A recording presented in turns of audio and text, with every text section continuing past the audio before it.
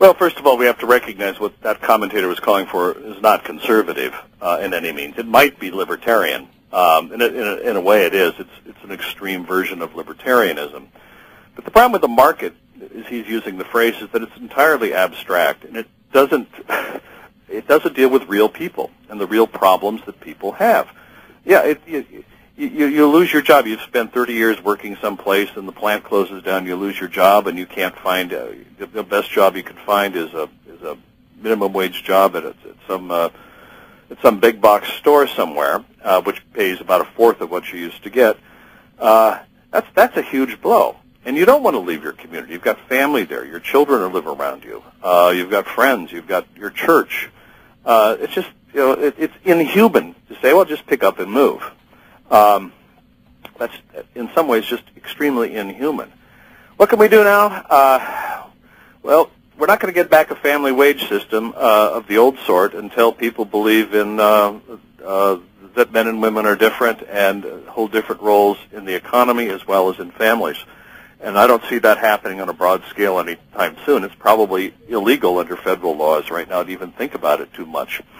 We can use tax policy to strengthen and protect families, much bigger benefits tied to marriage and particularly to the presence of children in the home. We can refigure the payroll tax system so it rewards people that bear children rather than punishes them as it does now. We can, I think, go back to the trust-busting idea. Teddy Roosevelt was the first and greatest of the pro-family presidents in American history. He had a lot to say about protecting the family. And he saw that his trust-busting work is part of that.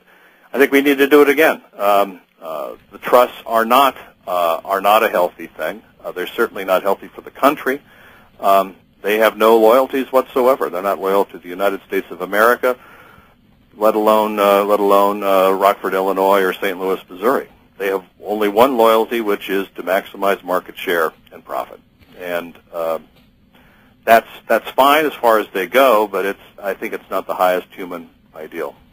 Then with only 1 minute, Dr. Carlson, what ideally, without falling into the utopian dreams of the past, what ideally does a family-centered economy look like?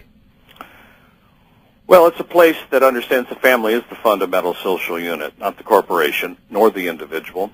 The family-centered economy recognizes that private property, particularly in land and in home ownership, is the key thing, and public policy should aim to secure home ownership on a reliable, sound basis, not on a speculative basis, but on a reliable basis to every family. It's one that recognizes that men and women are different, and that their roles in rearing children can be different, that mothers and fathers are distinct.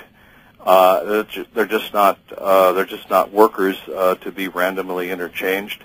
Those, at least, to be some of the areas which a truly family-centered economy would recognize and would seek to protect. You starting a political party anytime soon, Dr. Carlson? 'Cause you can sign me up.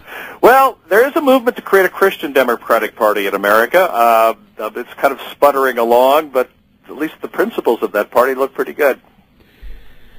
Dr. Allan Carlson is president of the Howard Center for Family, Religion, and Society based in Rockford, Illinois, international secretary for the World Congress of Families, author of several books, including his latest, Third Ways, How Bulgarian Greens, Swedish Housewives, and Beer-Swilling Englishmen Created Family-Centered Economies and Why They Disappeared. You can find out more about this book at profam.org, profam.org.